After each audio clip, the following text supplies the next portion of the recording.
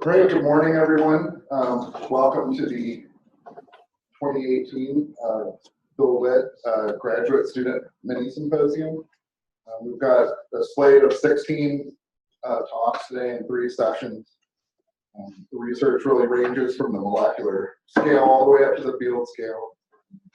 So, really encompasses the entirety of plant and soil sciences. Just like to take a minute here to honor Bill Witt, who the symposium is named in honor of. Dr. Witt got his PhD in lead science from NC State University. Excuse me, I have a little bit of a cough here today. And he was a faculty member here for 38 years.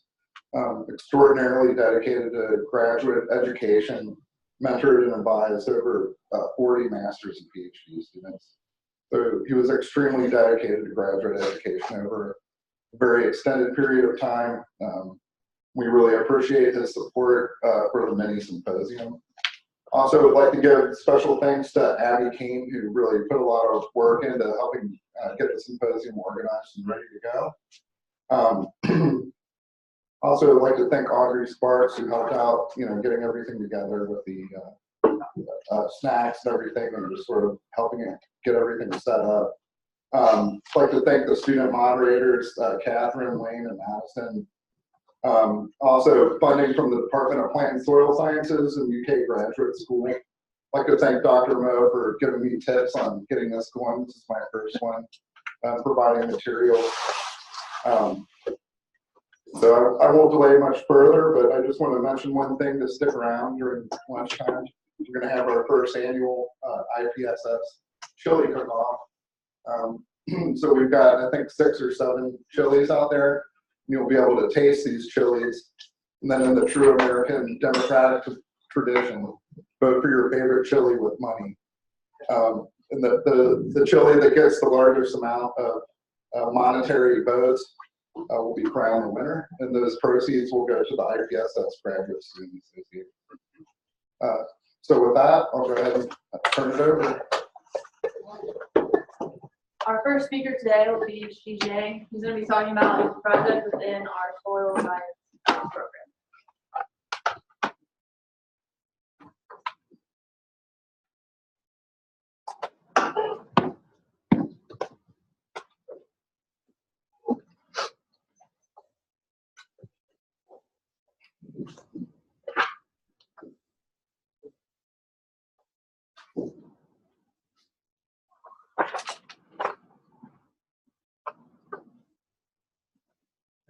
Good morning. Thank you for being here. And today I'm going to give an update of my research on spatial variability of soil hydraulic properties. So first off the question, so why soil hydraulic conductivity is important? As we know, once water touches soil, if the intensity is high enough, and the parts of the water will become the gas runoff, and the parts of the water will come into soil and become parts of the soil water. And this process we call as infiltration process. And once water gets into soil profile, and it will continuously move downward to take up by soil by plant and the other organism. And this process we call that population. And the entire process is controlled by soil hydraulic conductivity. So a detailed study of soil hydraulic conductivity and its spatial variability in a field is very important for the study of the soil solute transport, the field genetic design, and the agricultural water management, and also hydraulic modeling. So for the soil hydraulic conductivity, we can measure it either in situ in a field like we use a ball infiltrometer, and also we can measure it in the lab. We use a Mercier meter to measure the hydraulic conductivity in the lab. All of the process, they are either time consuming and labor intensive. So if we are studying the spatial variability of the hydraulic conductivity in a large area, so that means it's sometimes impossible. So what do? we are using the pedotrans function to use the easily measurable soil properties to indirectly estimate conductivity in a field. So here we see we use the easily measurable properties such as soil texture, the property, the porosity, also the organic matter, and also the bulk density. Then we use those parameters as the predictors, and we estimate the conductivity indirectly. One of the problems when we are using the pedotrans function is the performance of the pedotrans function is scale dependent.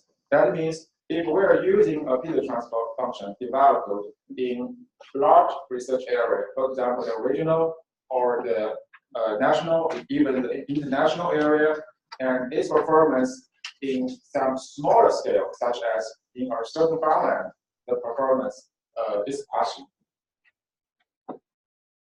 So we are interested because most of the pedotrans function they are developed based on large data set across a very large research scale. So we are interested to see if the pedotrans function has good performance in our specific field.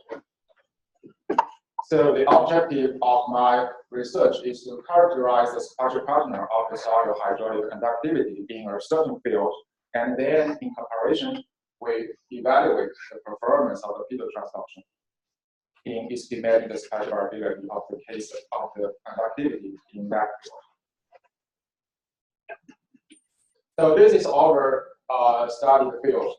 So we took 48 soil samples, the undisturbed soil cores, for the soil hydraulic conductivity measurement. So those black dots.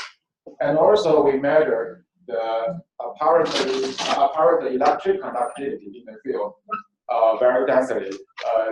The measurement interval for the EC data is about 2 meters, but for the conductivity data, it's about 100 meters in each of the column. Later, I will introduce why we are using electric conductivity in this field. The electric conductivity we measured in the field by a various this machine. And for the soil texture in this area is dominated by silt loam. Okay. For the hydraulic conductivity measurement, for the saturated hydraulic conductivity, we measured it with a permeameter in the lab. Depends on the individual soil sample permeability, and we use different methods. If the soil sample has higher permeability, and we use the constant head method. Yeah, the one. And if the soil sample has the lower permeability, we use the body head. This is for the saturated conductivity. But for the near saturated conductivity, we use the double bed pressure membrane apparatus. This is the device that is quite similar with the infiltrometer that we are using in the field. For the near saturated conductivity, we only measure the conductivity under the measurable potential under -1, -5, and -10 to study if soil structure has a very strong influence on soil hydraulic properties.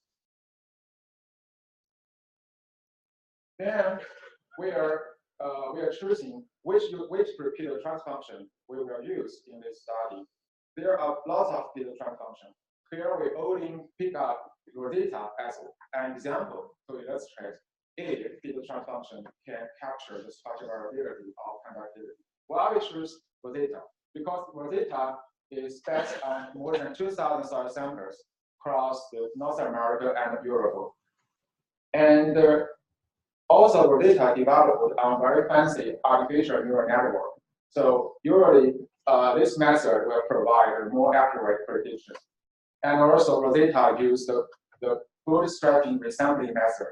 That means this method divided the data set into calibration and validation. So make this method more reliable to apply in other areas. And one important thing is that Rosetta has 5 submodels. Depends on which kind of the variables you have, you can choose a different model. So here you can see 5 models. The first one is cluster to class. You can either input as a stilt or stilt alone. The second model is you can use the different fraction. You can use the stem, stilt, and clay content as input. The third model is you can add book density.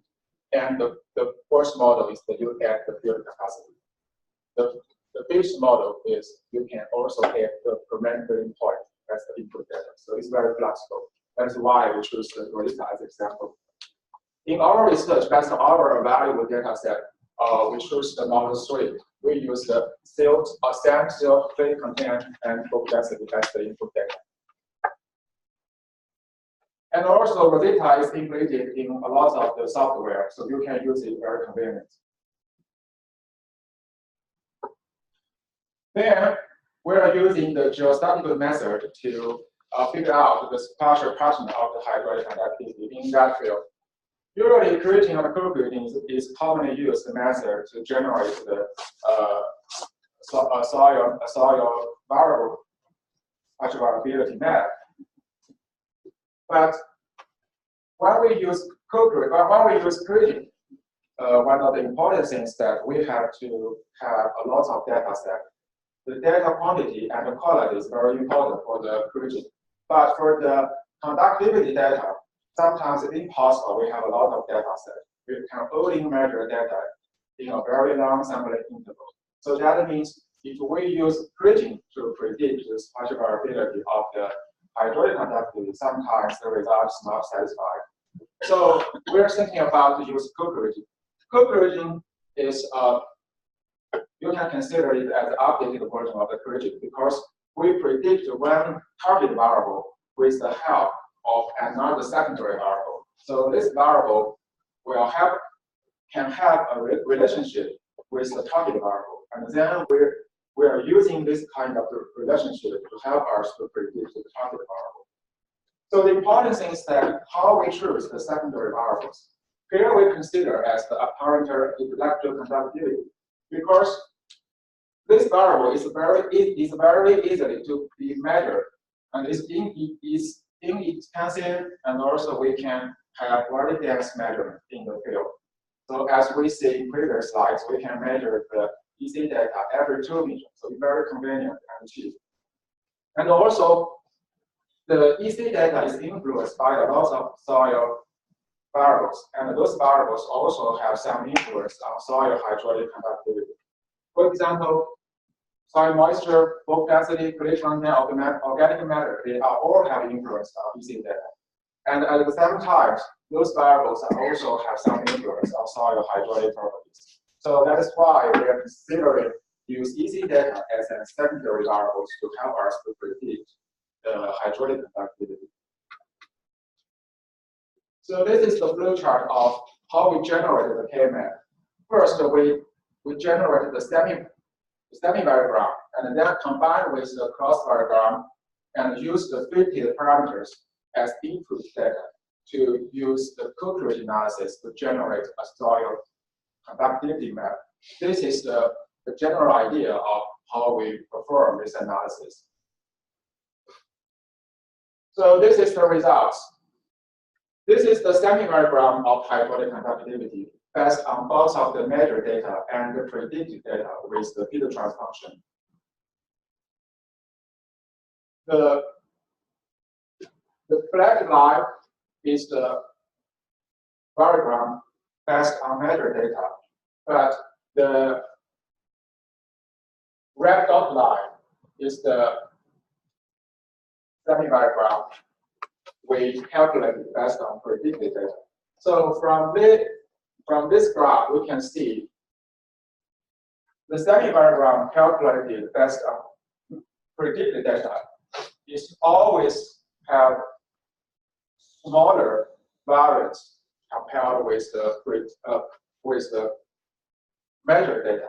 So that means the spatial variability shown by the measured data is not captured by the field transform predicted data. So that means our measured data has strong spatial heterogeneity, but the predicted data, it seems like this variable is homogeneous. This is also reflected by our fitted parameters. So here we can see when we fitted the semi-variogram, there is a very important parameter. It's we call the range. It's A. The range means within what distance the variables they are still have a spatial relationship. The shorter the range, that means this variable is not continuous in the field. It is heterogeneous. The larger the range, that means this variable is more homogeneous. So here we can see the estimated conductivity always has higher range compared with the measured data. So that means our measured data is much more heterogeneous compared with the predicted data.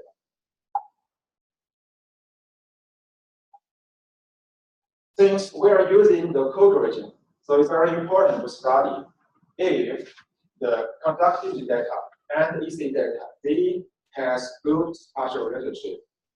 Then we are using the cross-variogram to see if this spatial relationship exists. So here we can see the conductivity data and the EC data has a very good spatial relationship. So we can see the conductivity and the EC have negative relationship. That means high EC data means lower conductivity data. So from this result, we can see EC is a very promising secondary variable to help us to predict the conductivity. So this is the conductivity map we generated from the code region analysis. So here you can see, based on the measured data in the top, there are very strong spatial variability in the field.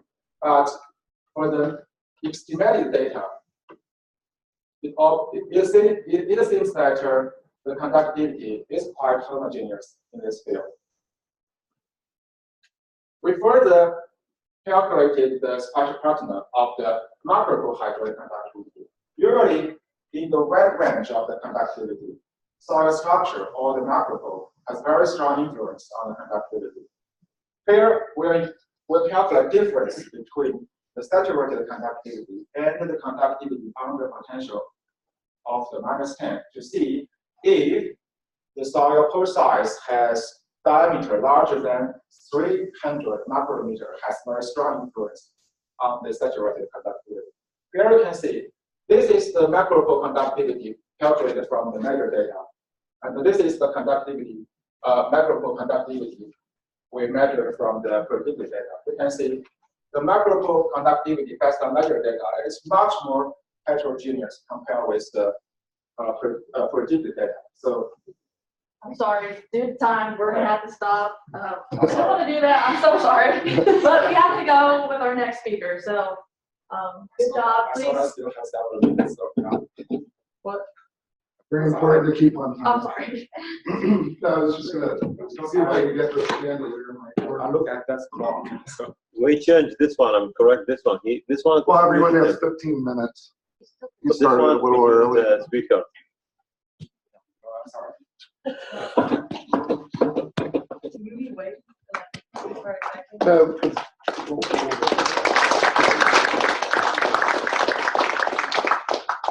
Please remember to stay near the microphone until I can get this one working.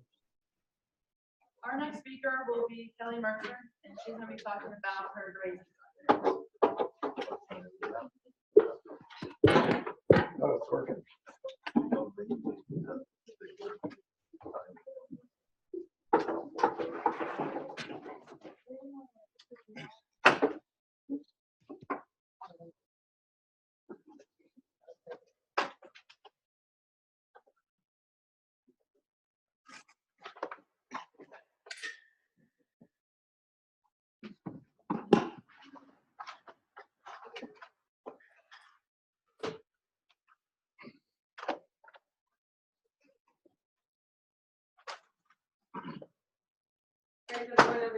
morning, everybody. I'm on the Prevention, the Plant and Soil Science Symposium today. We're going to talk about cows instead. So Kentucky is home to over 1 million cows in each of their calves. And they contribute over $1 billion to the state's economy every year, which is a huge amount. As a testament to the importance of our pasture production in Kentucky, we have more acres in pasture than corn or soybeans. The pastures in Kentucky are mostly cool season perennial forages. This means that they do most of their growing in the spring and the fall. And during the summer, the hot temperatures reduce their yield and quality. However, our summer annual pastures make a good fit in that gap where they have optimal growth during that time. Now, unfortunately, a lot of producers in Kentucky don't really utilize these summer annual pastures because every year you have to establish a pasture, and that has costs of fertilizer and seed and all the things that come with establishing any field. And they also require a little more intense management in order to keep up the quality that's desired for grazing during the summertime. So when we think of summer annual pastures, we usually think of a monoculture of pearl millet or sorghum Sudan grass. But in native systems, we often see that if you increase that diversity over just one species, you can often get increased productivity. But in agriculture systems, we use improved varieties of forages. And other research that's been done hasn't always seen a yield increase when you already have these high producing forages. But you can also get other benefits from increasing biodiversity. You can get weed suppression or soil health improvements or reductions in pest and disease issues. So keeping those things in mind, the goal of my research is to look at the agronomic, ecologic, and economic aspects of grazing these diverse summer annual pastures. So I call it the SAD study, which we'll hear about later is very relevant in more ways than one.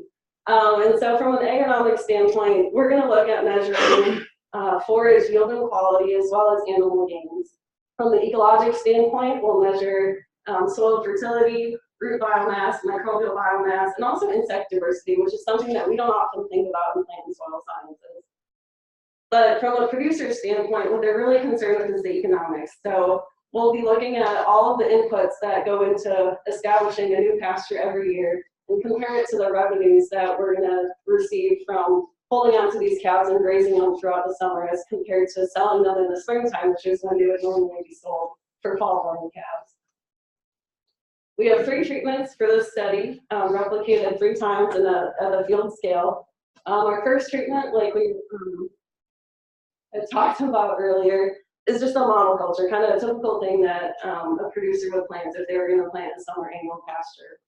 So we're using a brown midrib sorghum Sudan grass, and that BMR trait means that it has a reduced lignin content. And this is important because it means that the grass is going to be more digestible, which is really important for putting on game onto calves. Our second treatment, we call it the simple mixture. It has that same BMR sorghum Sudan grass, and it incorporates pearl millet and soybeans to make a 3-species mixture.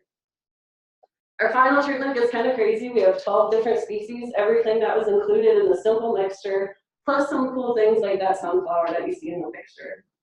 What you'll notice is that our mixtures that contain legumes don't have as much nitrogen applied at seeding as our monoculture did, because the idea is that the legumes might be supplying a little bit of nitrogen to the associated forages throughout the growing season.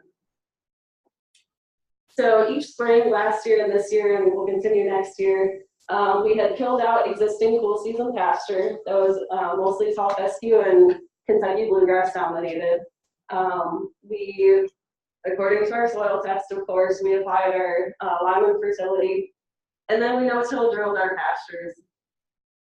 Our plan was to strip graze our calves for 2 months during the summer, and for those who are not familiar with grazing technologies or terminologies, strip grazing is when we give them a strip of grass, as you can imagine, and they eat it down, and then once they get done eating that strip, they get another strip, but they still have access to the strip that they just grazed, even though there's not much there for them to eat.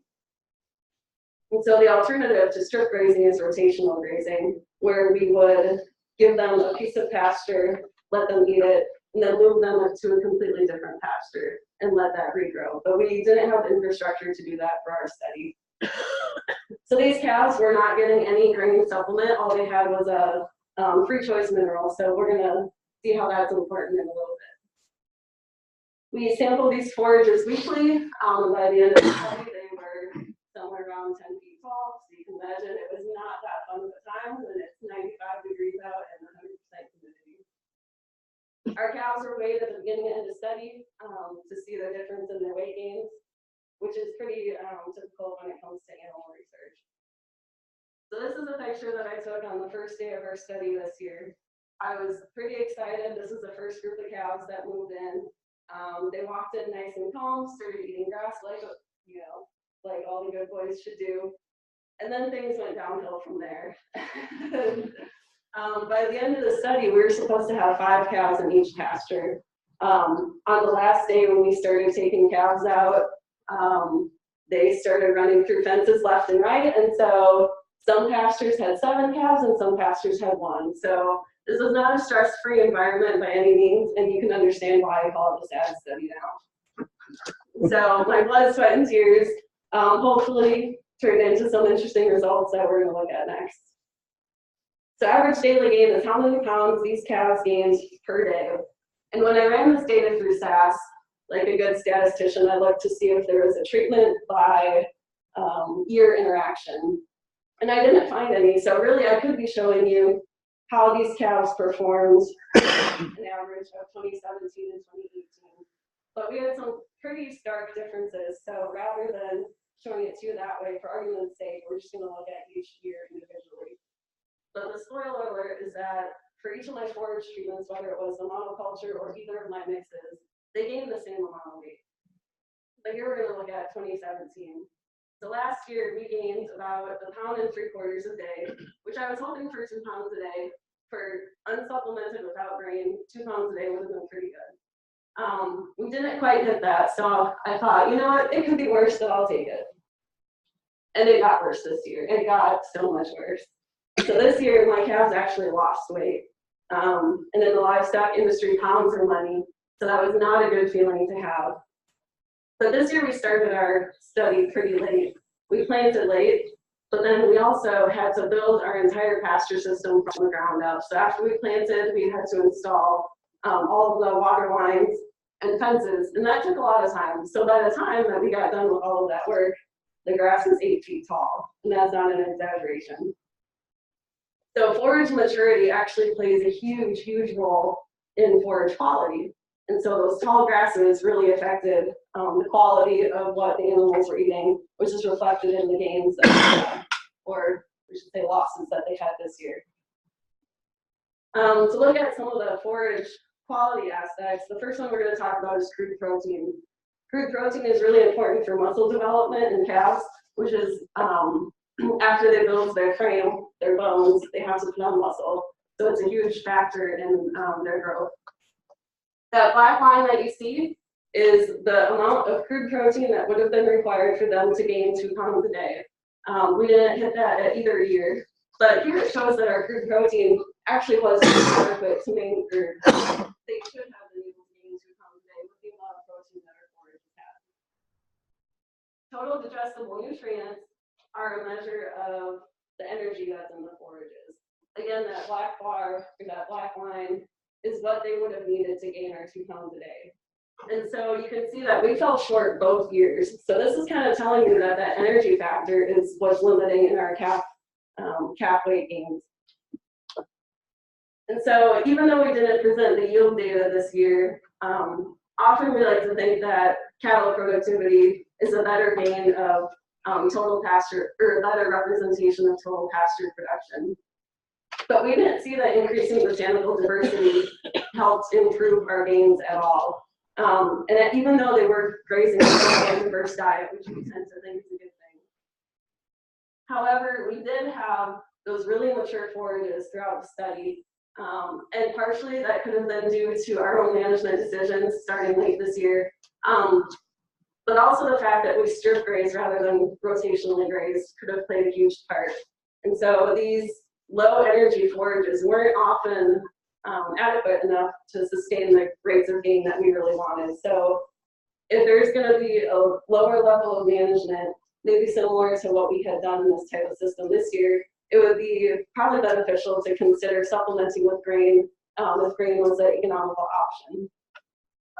And so if you guys have any questions, I know I'm done early and I would be happy to take them.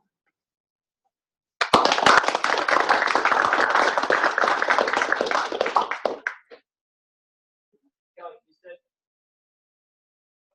your animals move from place to place. Some at 7, some at 1. But you didn't talk at all about the effect of that in terms of the field.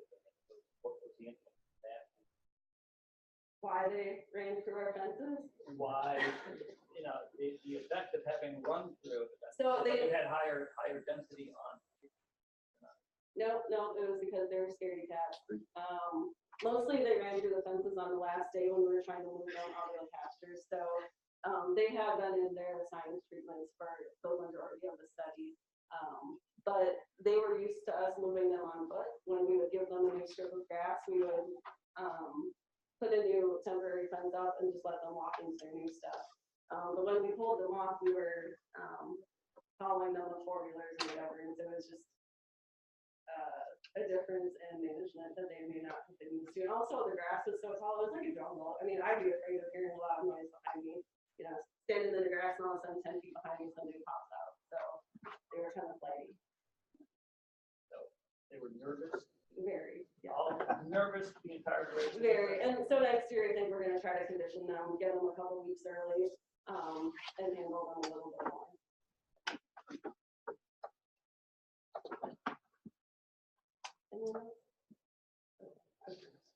I was just curious, in your complex mixture, did you happen to take note of any particular plant that they preferred or didn't prefer? Because I was shocked to see sunflower in that. Right, they didn't eat the sunflower. Okay. Last year and this year we sampled for botanical diversity, as I would say. So we took a self-sample and then I separated out into each individual species. And that was before they grazed. Last year we also did after they grazed. But I have found that, you know, so then I could see what disappeared from the mixture after they grazed, which should have been what they were eating. But how I was sampling, I don't think it was representative. I took 4 quarter-meter square quadrats and clipped those every week. But on the stuff that they had grazed already, some of it was just laid flat down because they don't utilize 100% of what's there. They don't run through like a lawnmower, you know. They step on stuff, they lay on stuff, and just knock some stuff down. And honestly, they're kind of picky. When it gets laid down, they don't want to pick it off the ground. So I didn't think that my sampling techniques were adequate to say what they really liked and what they didn't. But I did never notice them eating a sunflower. Last year, we would have stalks that were left in the field because they would strip off the grass or the leaves, you know, from the sorghum Sudan grass. But there would always be sunflowers standing that hadn't been touched.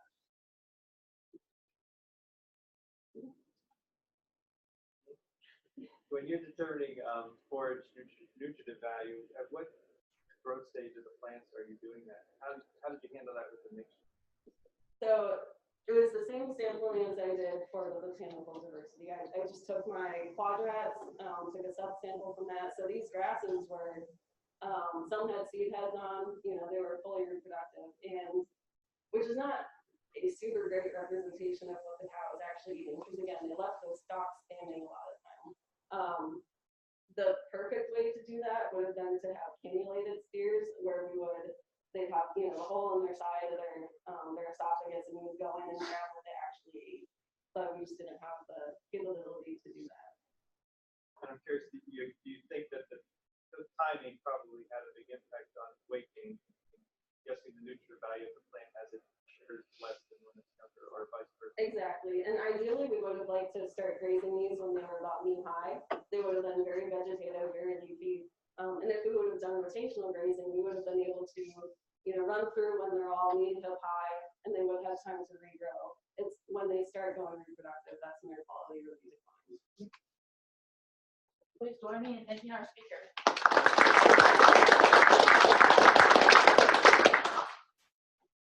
Our next speaker will be Zach Perry. He's going to be talking about his project in the wheat science program with a focus on dicamba.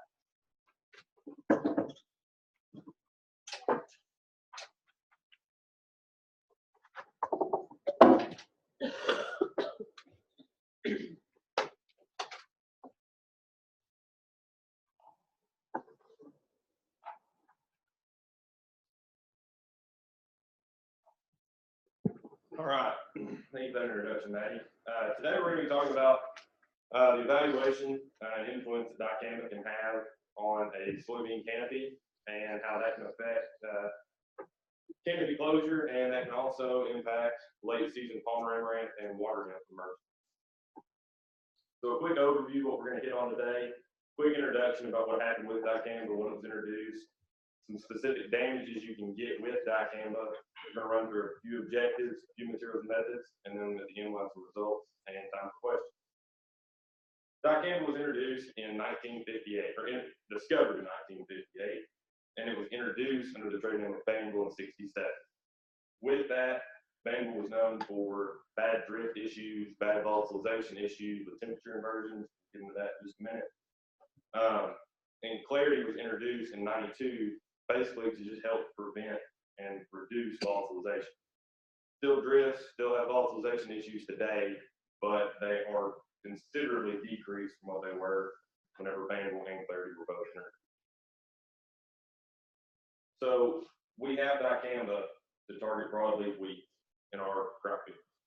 It doesn't affect grasses. Grasses are tolerant to dicamba.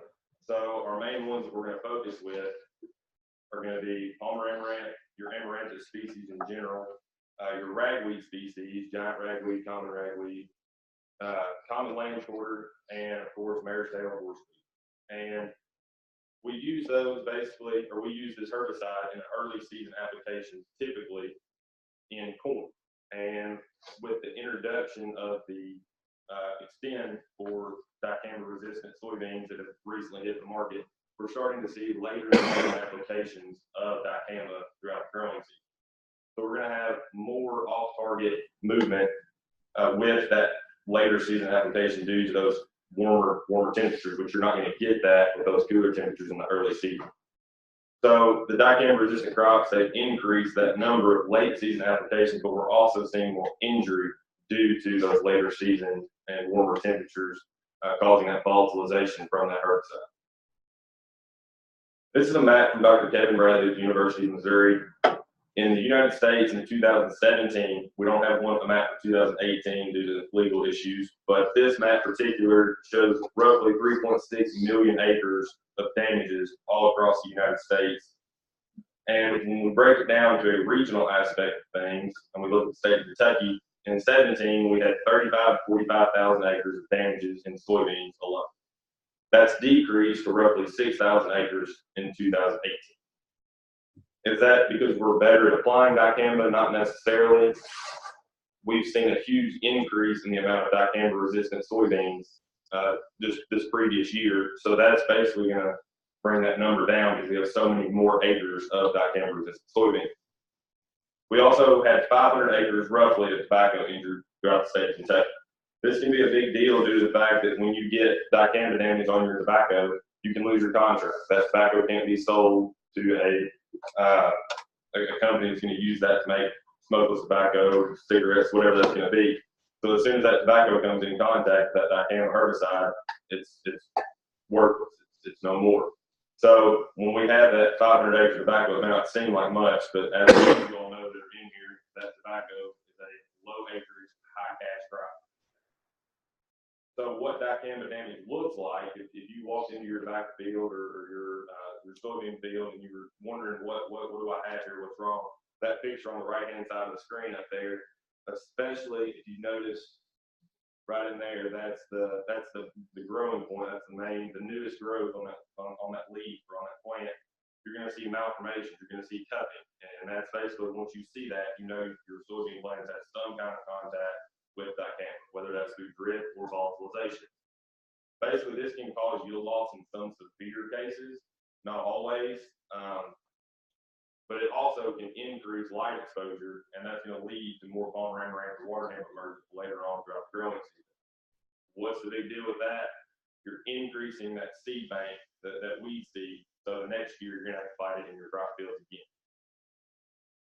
So what we looked at in my project, we were looking at influence and dosage of dicamba exposure, and how that's going to basically impact late season palmer amaranth and water nymph emergence.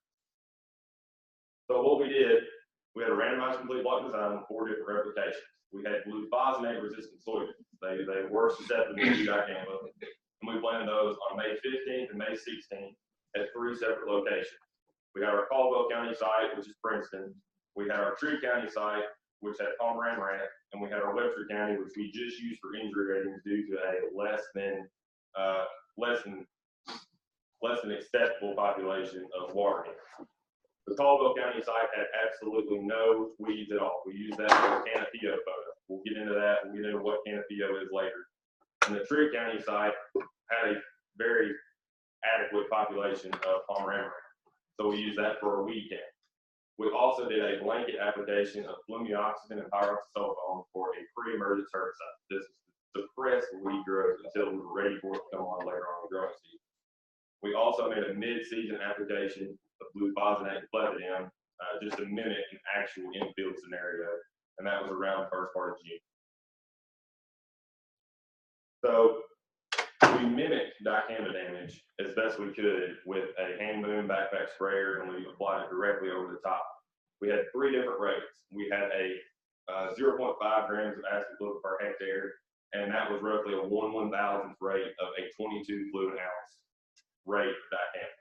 So very, very, very minimal active ingredient there. We also had a 1/500th rate or a 1 gram of acid fluid per hectare, and we had a 5 gram of acid fluid per hectare, which was 1/100th. Basically, the 1/1000th was to mimic volatilization. It's what you're going to see if your crop had wind movement and that new or that active ingredient was blown onto your crop through a temperature inversion. The 5 gram was to mimic drift. The 1/500th rate was just kind of to split the difference. It was just to see how much difference we're going to get between the 1/1000th and the 1/100th. So our target exposure dates you can see on the left-hand side of the screen. As with farming, not everything goes according to plan. So we actually had our actual spray dates for Princeton when we applied that dicamba application was on, you can see, throughout June and then early July. We also wanted to match it up with growth stage. We wanted to see how those different growth stages would affect, or how those different growth stages would be affected by an application of dicamba.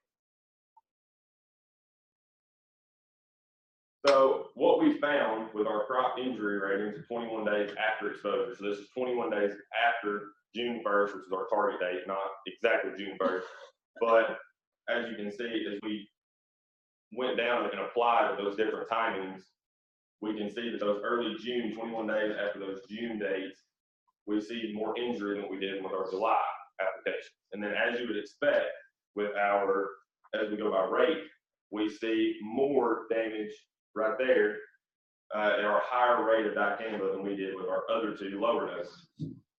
So when we look at this together and we put exposure date with rate, we see those June dates are showing a lot more injury than what we see in July.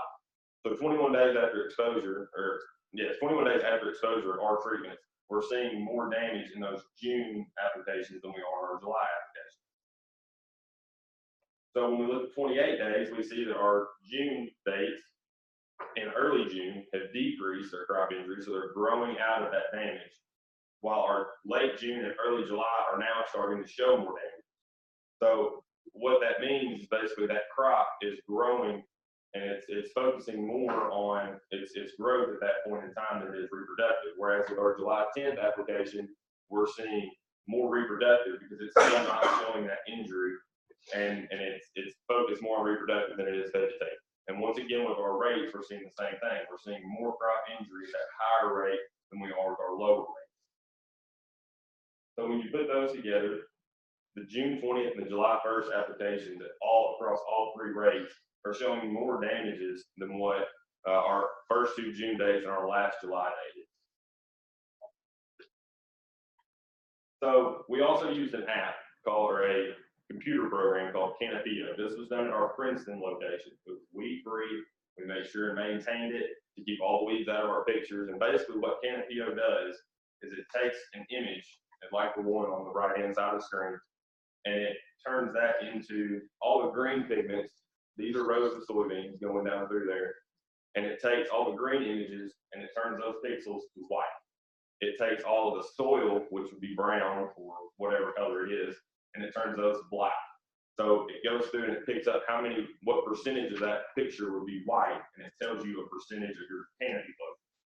So we did all these pictures at 183 centimeters high with just a regular camera, and we wanted to see how much canopy closure we were getting with that dicamba damage, and if there was a difference between the untreated images that we took every week at the exact same time. So what did we find with that? Well, there really was no differences when we compared it to our untreated 28 days after exposure. But however, on the July 3rd application, we saw less canopy closure than what we did in all the other times.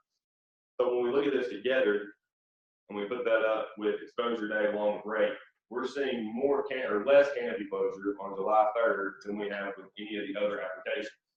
And this was all compared to our untreated check, what percentage our untreated check was giving us.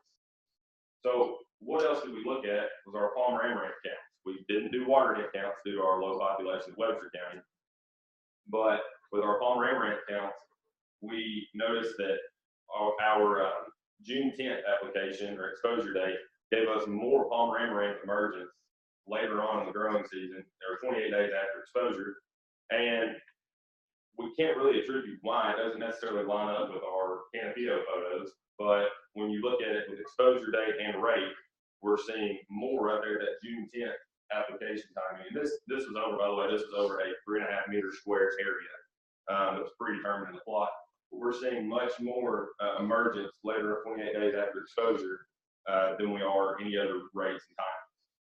So what does that mean with conclusion? Well, our soybeans that were exposed to that dicamba in early June showed the greatest amount of damage is 21 days after exposure, whereas our 28-day after exposure, we were seeing more in the late June, early July times. And basically, like I said, this is due to more vegetative growth and reproductive growth. And then our reduction in canopy development and our non-exposed treatment was greatest in exposure in July and June, and then our counts were greater of Palmer amaranth in mid-June as compared to the untreated chip. So at this time, I'll be more than happy to take any questions you guys have.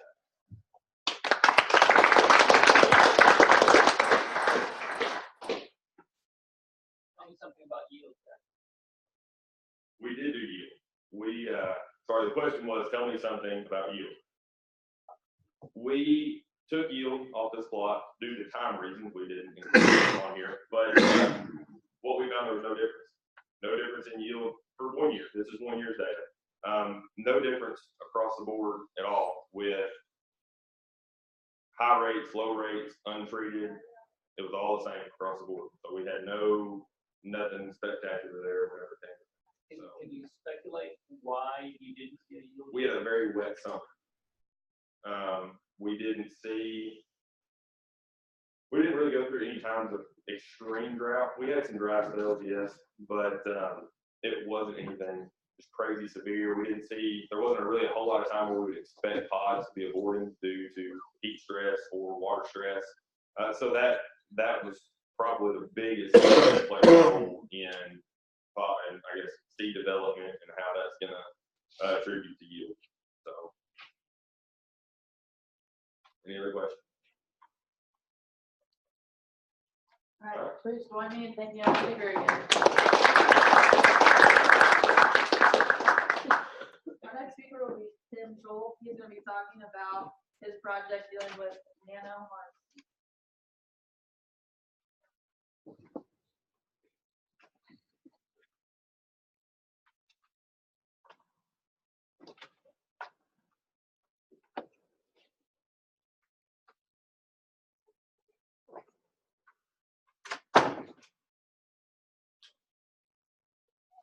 So good morning, everyone.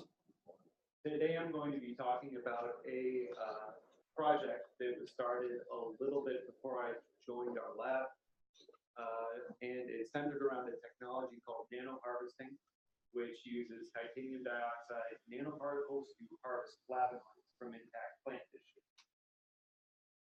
So before I get into any data, there are some definitions to get out of the way.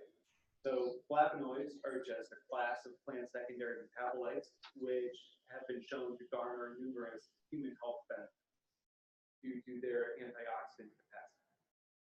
So I want to note here real quick, just the structure of these compounds. So they're just packed with these phenol rings covered with hydroxyl groups. That's going to be important later. So nanoparticles can be simply defined as any particle that has a diameter less than 100 nanometers. They're unique in that they can have size-specific properties, which stands in contrast to so-called bulk materials, which have constant properties regardless of their size. So things like size distribution, shape, and surface chemistry can change how nanoparticles behave. The nanoparticles that we use in our research are ultra-small antiphase titanium dioxide. So ultra-small meaning they're less than 15 nanometers in diameter, and antiphase titanium dioxide, which simply means that the titanium dioxide crystalline structure is in the antiphase form, so it's made out of these tetragonal units. So what makes these nanoparticles useful for our research is that below a certain size threshold, the antiphase unit cell can't fit neatly into a ball without these surface defects arising on the surface of the nanoparticle. These surface defects contain a lot of bond angle strain, and this gives them a high affinity for certain classes of compounds. So compounds that have enediol, bidentate enediol groups on them. So anything that has a phenol ring decorated with hydroxyl groups usually has a pretty high affinity for these nanoparticles. So compounds like dopamine, and like I showed earlier, a number of different flavonoids have this kind of structure. So this is just a video demonstrating nanoparticle binding to these compounds. There's a characteristic color shift that happens. So we've got quercetin, which is a flavanol, a kind of flavonoid. Dopamine, which is, of course, a neurotransmitter. Alizarin red, which is a plant-derived dye. And then I want to draw particular attention to these two plant extracts on the right. So you see this deep blue color that's accumulating here at the bottom of the test tube. And this is the nanoparticles binding to anthocyanins, and you see this color shift happening. So this is all to demonstrate that these kinds of nanoparticles are extremely useful for isolating flavonoids at their surface. So not only does this work in a test tube, it also works if you incubate a plant tissue, which is rich in flavonoids, in a solution of titanium dioxide nanoparticles. So if you do that, this is just Arabidopsis overexpressing a CAP1B gene, which causes an over-accumulation of flavonoids. If you incubate this plant tissue in a solution of titanium dioxide over the course of about 4 hours, you start to see flavonoid nanoconjugates accumulate on the outside of the tissue and inside the solution. So somehow the nanoparticles are getting into the plant, they're being coated with flavonoids, and they are ending up back in the solution. So this is useful in that you can continue to grow the plants after nanoharvest. So you could envision maybe a continuous harvesting system of plant natural products using the system. So while you can continue to grow the plants after nanoharvesting, there is a decent amount of stress that occurs during this process. And one of the goals of this project is simply to characterize what kind of stress mechanisms are being activated while this is happening. So one of the mechanisms we've been looking into is autophagy. So whenever a stressful situation arises in a plant cell, one of the mechanisms that typically is upregulated is autophagy, and it involves the engulfing of cytoplasmic components. This can be damaged organelles, protein aggregates, pieces of damaged endoplasmic reticulum, and enclosing these damaged cytoplasmic components in a vesicle called an autophagosome, and trafficking that vesicle to the vacuole for degradation. So it's important to note here that there is an outer and an inner membrane to this vesicle. So the outer membrane fuses with the vacuole, and the inner membrane is then extruded with its contents into the vacuole, and then the vesicle is degraded as a whole. So the core machinery of autophagy involves a ubiquitin-like conjugation cascade, which ultimately leads to the conjugation of ATG8, which is an autophagy-related protein, to a membrane lipid called phosphatidylethanol, or PE for the rest of the talk. So ATG8-PE is then integrated directly into the outer and inner parts of the autophagic membrane. So you can use this fact to see if autophagy is upregulated under your treatment conditions just by simply counting the number of autophagosomes that accumulate in tissue. So these are confocal micrographs of 4-day-old Arabidopsis seedlings overexpressing the 35S, the GFP-ATGA construct. So this is just a fluorescent protein fusion that allows visualization of the process. So you can quantify this by just counting the autophagosomes per unit area, and that's what I've done here. And we see that at lower doses, you see an increase in autophagosome formation. But at higher doses, so the 2 millimolar dose, you start to see cellular damage and a precipitous decrease in the number of autophagosomes that form on average. The second part of this graph here is just a co-treatment with an autophagy activator called AZP8055. And as the nanoparticle dose goes up, the chemical activator of autophagy becomes less and less efficient. So taken together, this sort of illustrates that at lower doses, nanoparticles do cause some sort of cellular damage that is kicking in the autophagic machinery. At higher doses, it seems that the damage becomes so acute that the cell can no longer handle it, and then the autophagic machinery becomes dysfunctional in some way. Now, it's important to note that whenever looking at these kinds of assays, it is possible that what you're seeing here is actually blockage at the end of the pathway and not necessarily an increase in autophagic flux. Just by nature of the fact that that inner membrane of the autophagosome actually still contains the GFP-ATGA protein, so you could just be counting puncta that can't be degraded. So it's important to include another assay in order to check this, and it turns out that you can use the GFP-ATGA construct in order to check whether or not you're seeing an increase in autophagic flux or just a blockage at the end of the pathway. So one of the properties of this protein is that whenever the inner membrane of the autophagosome is degraded, the GFP-ATGA protein is only partially processed. So ATGA is processed relatively easily by vacuolar hydrolases, but the GFP protein is pretty stable, and vacuolar hydrolases work very slowly on it. So what you can do is you can actually measure the accumulation of this processed GFP as sort of an indirect measure of induction of autophagic flux. So that's what I've done here.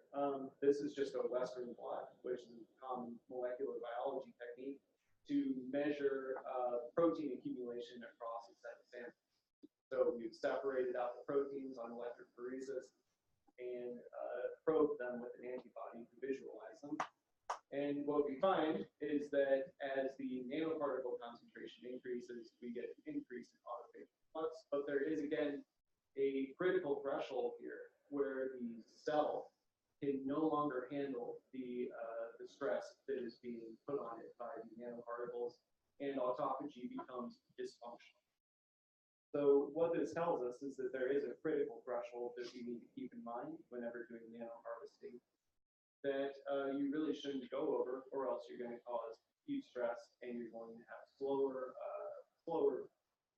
recovery of your plant tissue. So in conclusion, titanium dioxide nanoparticles do induce autophagic flux under conditions that we nanoharvest under. And whenever you go over those conditions, titanium dioxide nanoparticles block autophagy. page 1. So future directions for this project is hopefully to use this information to develop lower stress nano harvesting systems, and hopefully at some point understand the mechanism for nanoparticle entry into this region of these plants. So with that, I'll be happy to take any questions.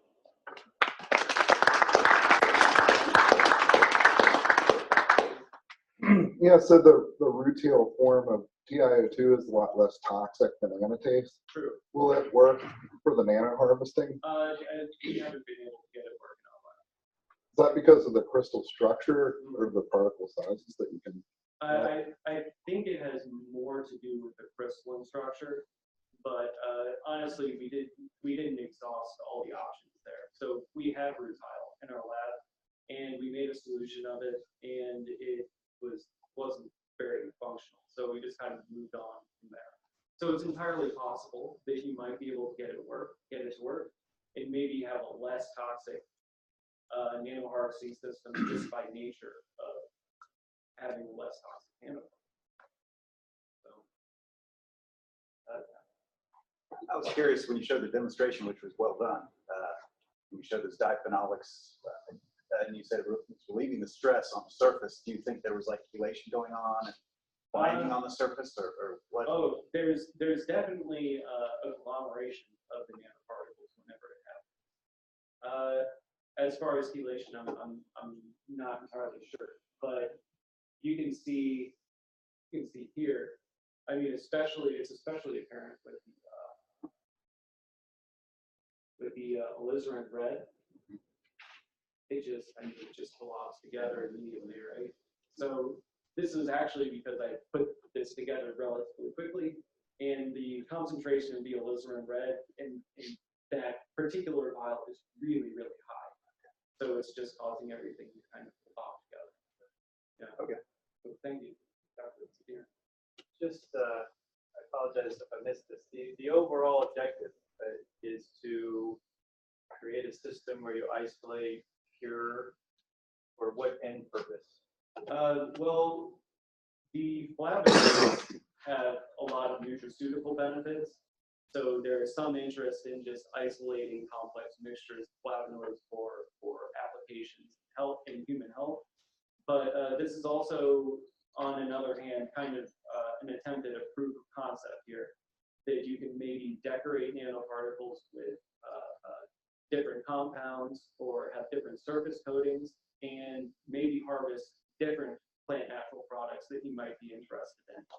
And this probably isn't even constrained to plants, so you might be able to do this maybe in synthetic biology settings, like in yeast or algae. So if the harvest, then you mentioned nutraceuticals, but how would you decouple that from the nanoparticle to then isolate the flavonoid? You can strip them using methanol, and you can also strip them using ascorbic acid, because ascorbic acid binds to them so strongly that just by hindrance, it knocks most of it off.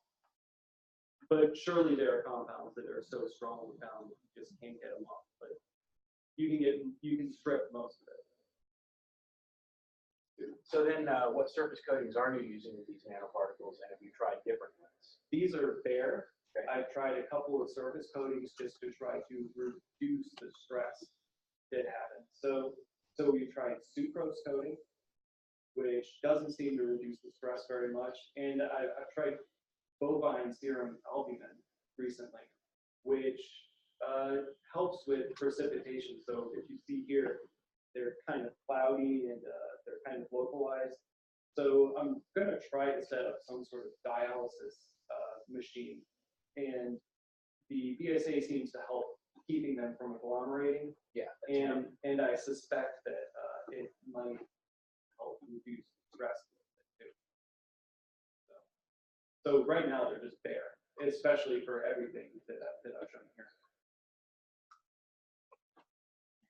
So I didn't totally understand. We gotta move on. Okay. Sorry. Also, I still don't totally understand. I'll be happy to address your question. Please join me in thanking Tim.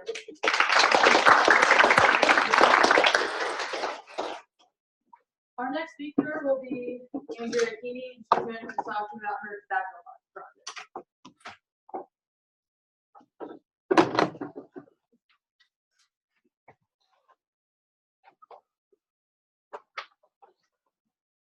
Thanks, Maddie, for the introduction. Good morning, everyone. Like Maddie said, I'm going to be talking about my master's project that I've been doing for the past 3 years, and it talks about and works with the yield, quality, and TSNA levels in response to different potassium sources and rates in dark air cured, dark fire cured, and in burley tobacco. So a little bit of the outline I'm going to talk about today.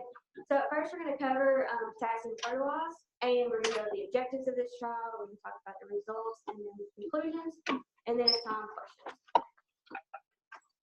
So potassium fertilized, there's 2 major potassium sources that are available in the state of Kentucky. That is potassium sulfate, or OO50, and then potassium chloride, OO60. So potassium chloride specifically has been known to detrimentally impact the leaf quality when it's used in the spring of the year. So if there's a greater than 1% chloride in the cured leaf, you can have things such as a high moisture content or a bad aroma or poor burning qualities in combustible products such as cigarettes. So more specifically about potassium chloride, Kentucky actually regulates farmers from applying potassium chloride after January 1st on tobacco grounds specifically. So you can't apply more than 56 kilograms of actual chloride per hectare, or that's roughly about 123 kilograms of potassium chloride per hectare. So because of this fertilized law that we have here in Kentucky, farmers are now applying potassium chloride in the fall of the year, but not also just due to this law. It's also because potassium chloride is about 30 to 50% cheaper than what potassium sulfate is.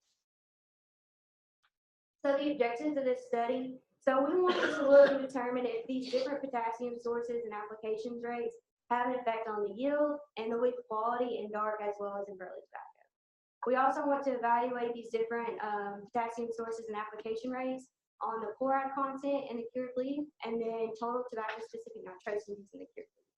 Total tobacco-specific nitrosamines are going to be indicated by TSNA for the rest of this presentation. And TSNAs are known to be, some of them are known carcinogens. So that's why we're looking at these specifically. So materials and methods. So like I said, this project has been going on for 3 years. So we started these trials in 2016, carried them out in 2017 and in 2018. The potassium sources that we use are the 2 that I indicated earlier, potassium chloride and potassium sulfate. We had 3 application rates. We used 112, 224, and 336 kilograms of potassium per hectare, and we also had an untreated control that received 0 potassium. So we used a randomized complete block design with 4 replications. So for all of these treatments, they were broadcast applied by hand on a plot-by-plot basis, either 1 day or a week before transplanting the plots. And then for all the years and for all the locations, phosphorus and nitrogen were applied according to soil test recommendations, and then all other field management followed current University of Kentucky Extension recommendations as well. So my materials and methods kind of changed from 2016 moving into 2017 and 18. So I'm going to break them down a little bit. So in 2016, we only had 1 location, and that was at the research station in Princeton. We did have 2 trials there. We had a dark air cured and a dark fire cured trial. And we only used 1 variety. That was KTD14 LC, and the LC stands for low converter, which low converters are only on the market for growers to grow. High converter is not. And we'll get more into that here in just a second. So in 2017, we actually added 2 locations to this trial. So we added a Murray location and then a trial here in Lexington on Spatial. So for the Princeton and the Murray trial, those consisted of a dark air cured and dark fire cured trials at both of those locations. Here in Lexington, it was only a burley trial. So as far as varieties go for the dark trials, we kept that KTD14 LC that we were using back in 2016, but we also added narrow leaf Madol high converter, or HC. And then for burley, we used Tennessee 90 LC and then Tennessee 90 HC. So that's why we added this high converter, and what it means is it converts the nitrate, or the nitrate to nitrite conversion is different between that low converter and high converter. We added this high converter in so it's easier for us to look at changes in TSNA levels.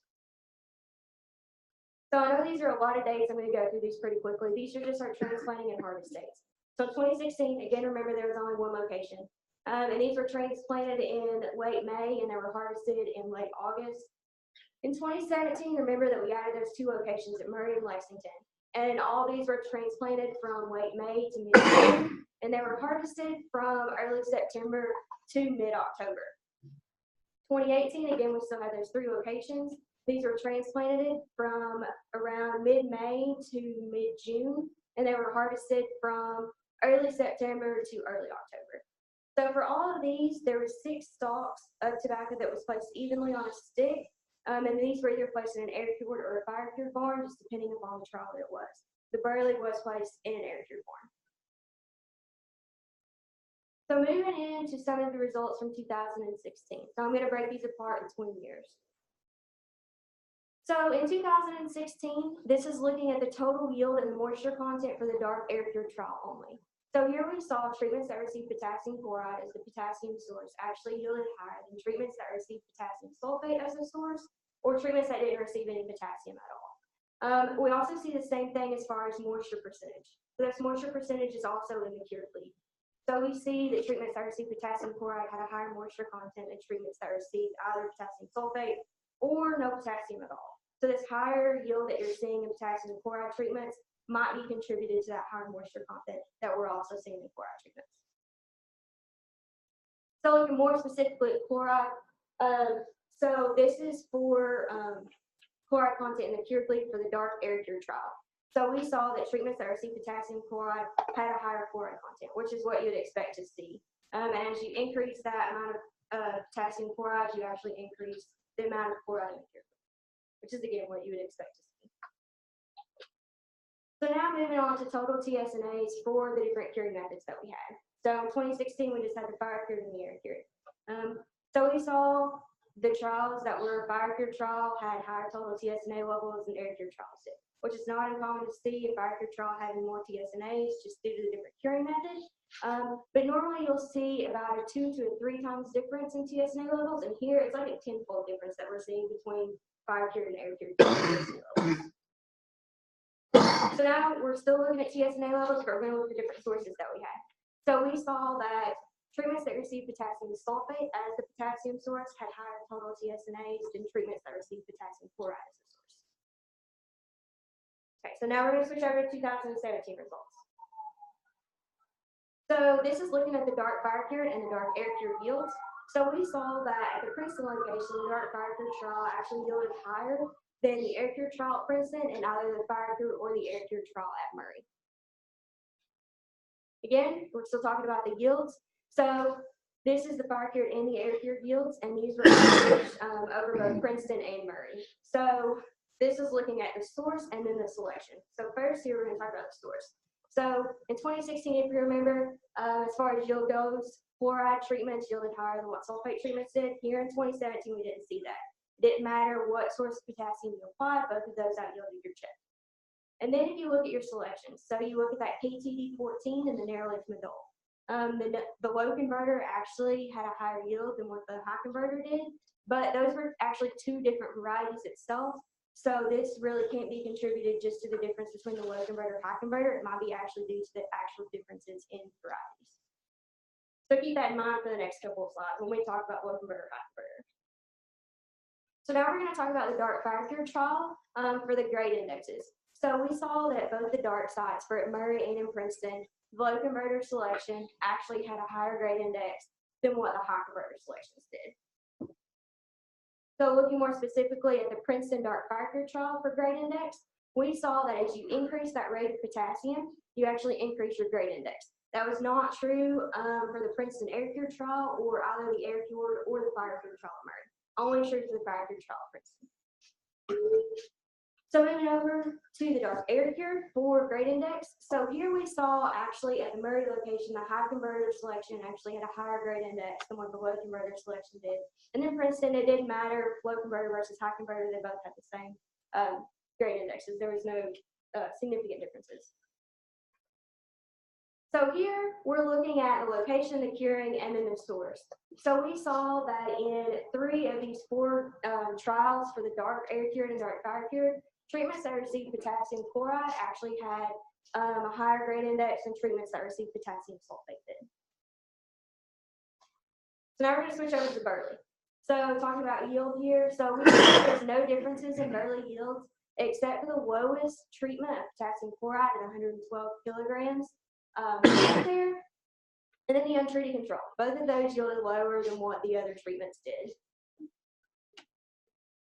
More specifically about Burley yields, so here this is looking at the low converter, high converter selections, and if you remember, both of these were 10C90. So the low converter selection actually did yield higher than what the high converter selection did. Okay, so now we're going to be moving into the TSNA data. So this is for the low converter selection only, and this is breaking it down for you have location, you have type, and you have source. So in 4 of these 5 trials where we had this low converter selection, treatments that received potassium sulfate actually had higher total TSNA levels than treatments that received potassium chloride did. So now moving to the high converter selections, we kind of see the same thing here. We see that in 3 of the 5 trials, treatments that received potassium sulfate had higher total TSNA levels than treatments that received potassium chloride. Okay, still looking at TSNA levels, but this is for the dark air-cured Princeton trial, high converter selection only. And we see that treatments that receive potassium sulfate at the highest rate of potassium at 336 kilograms per hectare, we actually had the highest total TSNA levels. And then treatments that receive potassium chloride at that highest rate of potassium per hectare actually had the lowest total TSNA levels. Same again for the dark air-cured Princeton. This is looking at the low converter selection though. We still see that treatments that receive potassium sulfate as the potassium source at the highest rate had the highest total TSNA levels. So in conclusion, in 2016, the potassium chloride treatment yielded higher than potassium sulfate treatments, but if you remember, potassium chloride treatments also did have a higher moisture content. So that higher moisture content might contribute to that higher yield that you're seeing in those treatments as well. Chloride treatments had a higher percent chloride in the cured leaf, which is what you would expect to see. And as you increase your amount of potassium chloride, you increase your chloride in the cured leaf. Potassium sulfate treatments had higher total TSNAs compared to treatments that receive potassium chloride as a potassium source. Now looking at 2017 conclusions. So in the dark trials, there was no differences in sources for yield. So it didn't matter if you applied potassium chloride or potassium sulfate, both of those out yielded your check. In the Burley trials, there was no differences in yield except for that lowest rate of potassium chloride in your untreated control.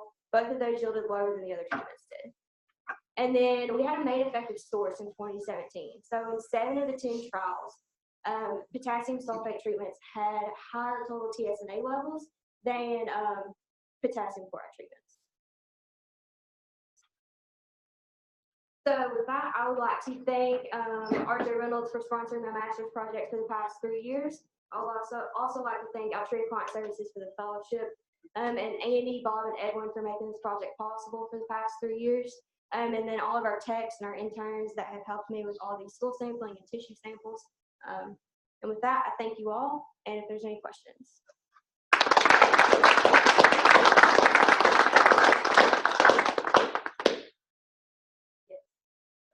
So it seemed to me that you were looking at the inputs of TSNAs, potassium sulfate versus potassium chloride. It seemed to me that fire curing just blew it out of the park. I mean, why is it that we fire cure it results so much? I mean, so when you fire cure tobacco, it gives it a different flavor than an air cured straw or an air cured process. So they use that for smokeless products. So just the fire curing the heat that increases those TSNA levels very significantly. Does that answer your question? Yeah. Just okay. Potassium just seemed to have no influence compared to fire cure. To the fire cure, yes. So I was just thinking, why the heck do we fire cure then? But it's for a different. Yeah, and we're interested to see this 2018 stuff, if there's still that tenfold difference, or if it's lower, like into the 2 to 3 times difference range. Yes. Yeah, I was curious on the potassium sulfate treatment effect on TSNA. Would you care to speculate why that might? I mean, is it affecting nitrogen somehow? So in the plant or uptake of? Yeah. That's a really good question. So me and my advisor, we talked about how potassium chloride specifically, the chloride has an antagonistic role with nitrogen. So that might play a role in it. I don't really have an answer as far as potassium sulfate specifically. That is a good question, and I have been reading a lot of stuff about it. So when I find that answer, I will let you know. Is there any other questions? So did the different potassium sources have any effect on the chemistry of the soil? So I do, as far as chemistry wise, I have not looked at that. But we have done some soil samples. We did them prior to applying potassium, mid-season, and then, yeah, we didn't do it at the end of the year. So prior to applying in mid-season, and we saw how those changed. We haven't really looked at those a lot because this is the main focus as far as like looking at total TSNAs and the yield and the quality. But that is something we have looked at. Please join me in thanking Andrew.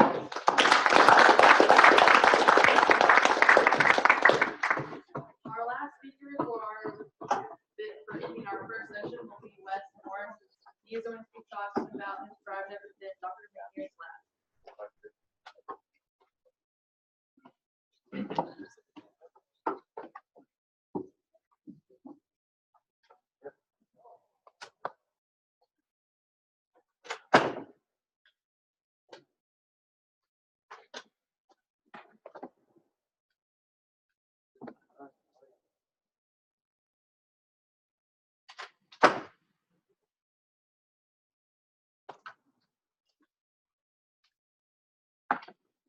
All right, good morning, everybody.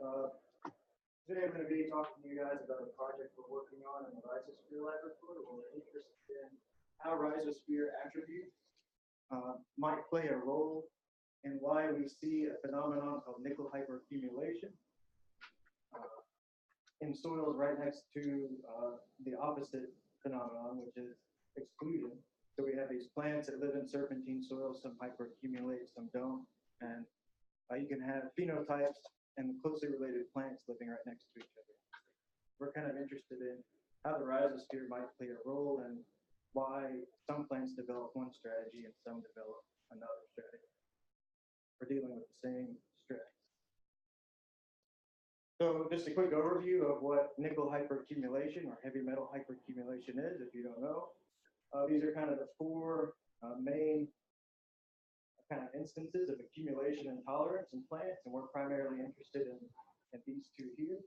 So whenever you have high accumulation and high tolerance in a plant, and you kind of meet these rule of thumb criteria over here, we tend to call that hyperaccumulation. That's kind of a loose definition, but that's what we're working with. And in the same soil, you can have plants that also exhibit these traits here. So they don't accumulate, but they have a high tolerance for the metal. It may accumulate in the roots or something like that, but it usually doesn't make it past the casparian strip into the basket. So again, we're interested in why on the same soil and closely related plants, we see some plants using one strategy over the other, and whether the rhizosphere and the processes there might have something to do with that. So we hypothesized that differences in the microbial community structure and what the microbes are doing, and the chemical environment of the rhizosphere may drive changes in nickel speciation, and that may create a situation where in the rhizosphere hyperaccumulating plants, they then have to deal with more available nickel than in non-hyperaccumulating plants. An example of that could be maybe in the hyperaccumulated rhizosphere, you see acidification or something like that that solubilizes nickel or something like that. Really don't have a good picture of what the rhizosphere in these systems looks like on the whole. So our approach to this was to survey the microbial community of some nickel hyperaccumulating plants and a closely related non-hyperaccumulating plant using phospholipid fatty acid analysis and 16S amplicon sequencing. With PLFA, we get a look at the entire microbial community, and with 16S, that's just bacteria. For nickel speciation, we use X-ray spectroscopy, or more specifically, we use extended X-ray fine structure spectroscopy to look at speciation between bulk soils and rhizosphere soils. And to look at pH and O2 in situ, non-destructively, we use a newer method called ratiometric imaging. And then, of course, to quantify nickel in plant tissues to verify that, yes, we did have hyperaccumulation, and we didn't use acid digestion. So the overview for today, we're going to see some PLFA and 16S data and some XAPS data as well from nickel hyperaccumulating plants and closely related non-accumulating plants growing in a Chamonix silt loam, which is a surface. That was an endpoint experiment where we took these measurements at 21 days post-germination. And we're going to see some X-ash data and some of that ratiometric fluorescent imaging data that I talked about from some of the same plants growing in a chrome stilt loam, which is also a serpentine soil from Maryland, and those are actually geographically related series there. That was a time series experiment where we took measurements at 3, 6, and 9. So as far as hyperaccumulation, did it happen or did it not? Yes, it did. So this is that time series experiment here that I was talking about. So plants growing in chrome stilt loam, the SP is the hyperaccumulator, the SG is the non-accumulator. So you see very clearly that we meet our thumbnail criteria there. Lots of hyperaccumulation, and you see the concentration increasing over time. And then in the Neshaminy silt loam, we actually have a non-hyperaccumulator here, hyperaccumulator, and we have 2 other hyperaccumulators. You see it also very clearly here that we do have hyperaccumulation where we expected to, and no accumulation where we didn't expect that. Now I want you to keep these scales in mind here, because this kind of correlates to our X-ash data we're going to talk about. So notice that in the Chamonix soil, it seems like nickel is more available than it is in the chrome soil. So what we found so far as the microbial community, this is only in the Chamonix soil. So this is the PLFA data. So when we look at the PLFA data, all of our hyperaccumulators kind of group together over here. Our non-accumulator is over here, and our unplanted control or bulk soil is over here. So they separate out quite nicely. MRPP does tell us that these communities are different, with the exception of these 2 hyperaccumulating species here. So they couldn't differentiate those. So we do have differences in the overall microbial community. And I didn't put the biplot up here because it's kind of messy. But the differences that were driving the hyperaccumulator community here were basically everything. So fungi, AMF, gram-negative, and gram-positive all kind of drove the hyperaccumulators to separate in this direction. You see we have 90% of our variability explained on this X-axis, or most of our separation. So they're different. As far as the 16S data goes, so far we see a very similar trend where you have the hyperaccumulators community separating out over here, and you have the non-hyperaccumulator and the unplanted control separating out over here. Where the non-accumulator is more similar to the control of the hyper. But there does seem to be something that the hyperaccumulators share in common. So we presume there's some sort of commonality between the microbial communities. I don't know what that is yet because I'm still working on the differential abundance analysis and teasing out which microbes are driving the separation and which ones share in common, and what that might mean as far as function. That's kind of where we're at for the time being on the microbial. As far as the X-ash data goes, this is a little bit more difficult to make sense of. So this is in the chrome soil. And what we have here is in the unplanted control out of 9 spectra, this tells you how many times these different types of species occurred among those 9 spectra. And I have kind of the average amount, or you could think of it as how much of that spectra was comprised of that species. This is kind of the easiest way for the time being I can think of to display this that would make sense. So if you look at the bulk soil up here, we have a lot of rock and mineral, and a lot of organics. So those seem to be the species that are dominating, the nickel species that are kind of more prominent there. And this rock and mineral fraction, those standards came from the field, and most of them did come from the field. I collected them, and we also received some from one of Dr. Mercier's friends in Delaware. So what we have in the unplanted control in the chrome soil tends to look more like maybe parent material associated. As you move into these plant systems, you start to see a shift towards more what I think looks like mineral-bound species of nickel. So you see in the non-hyperaccumulator, organic seems to play a pretty heavy role, as well as iron oxides, hematite, and hematite. You have kind of a mixed bag of things here. When you look at the hyperaccumulator spectrum. In the hyperaccumulator, the nickel seems to be more kind of evenly distributed among species. That's kind of interesting. And again, we kind of see it shift more towards maybe mineral bound, iron oxide bound species in the rhizosphere plants. And if you remember back when we were looking at those charts showing the hyperaccumulation, the nickel around the tissues, we saw less available in the chrome, more available in the shed. Well, in the chrome, we're seeing a shift maybe towards more mineral bound species. And whenever we look at the X-aps in the Chamonix soil, so this is the end point after 21 days, we see that in the unplanted control, we see a lot of what looks like parent material associated nickel. In the non-hyperaccumulator rhizosphere, we see also lots of what looks like parent material associated nickel. Then the hyperaccumulator, we see a shift possibly to more aqueous species, which may lend some explanation to why it appears to be more available in the Chamonix soil as opposed to chrome. So all of this is still a work in progress. We still have some work on this data to do, but that's kind of the direction I'm headed in, that part of the data. As far as the ratiometric fluorescent imaging data, the pH and O2 data in situ. So I haven't seen much differences there as of now. This is kind of what the images look like. So this is a sensor foil that's been placed in a rhizo box, and the roots are growing down along that foil, and they can measure pH that way. And it looks kind of diffuse like this because these boxes only have about 65 grams of soil. So by the time we take this picture, all of the soil looks like rhizosphere soil.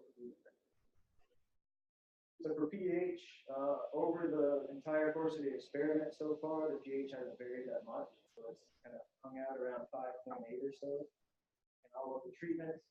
Although there is a lot of heterogeneity in pH. So in most of the boxes, it ranges from about 4.3 to 6.5.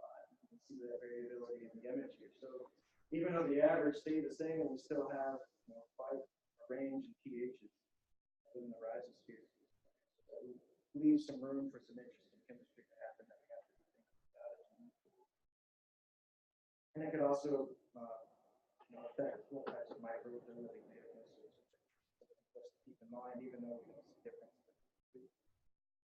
In the O2, kind of the same story. I haven't seen a lot of differences between treatment.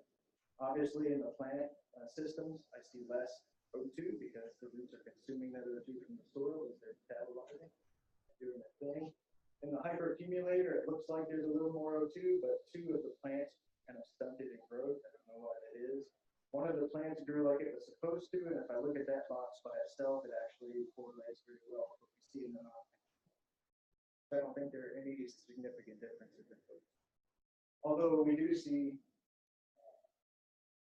sort of a large range in O2 in our system, just like we do with pH. That's something we have to take in mind. Even though the average is kind of similar, we have to take that heterogeneity into mind because it is part of the system.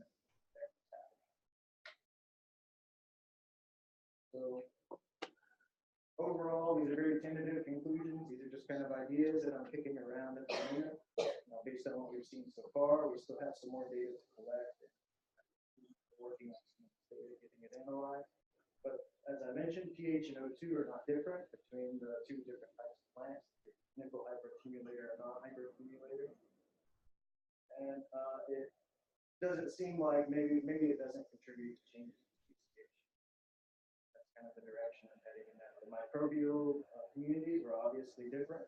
I have some work to do on parsing out what the differences are and what they might mean. And there is some difference in nickel speciation among plant types and also between soil. So aqueous species seem to be more important in the hyperaccumulator rhizosphere than the Chamonix, and mineral soil species. And as I mentioned before, the X-aps results kind of correlate well with what we saw in the nickel quantity.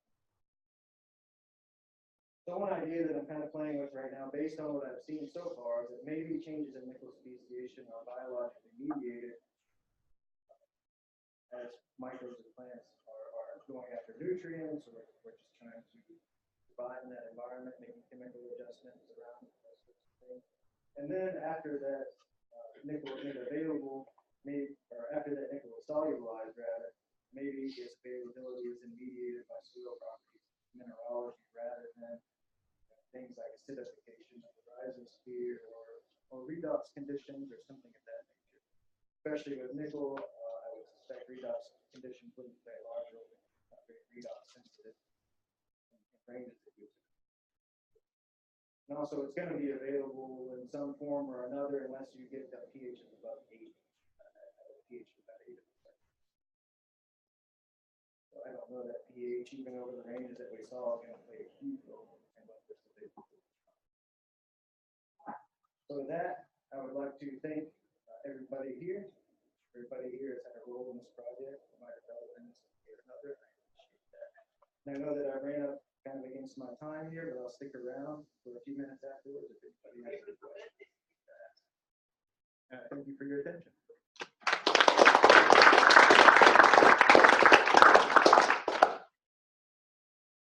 Do you have any questions? Yes. So you said that you think that nickel speciation is biologically driven. Who do you think is the main driver here? Is the plant? I actually have no idea. That's one of the things that I'm most interested in, and that's also one of the most troublesome problems in rhizosphere science, is differentiating what the plant is doing from what the microbe is doing, and what they may be doing together.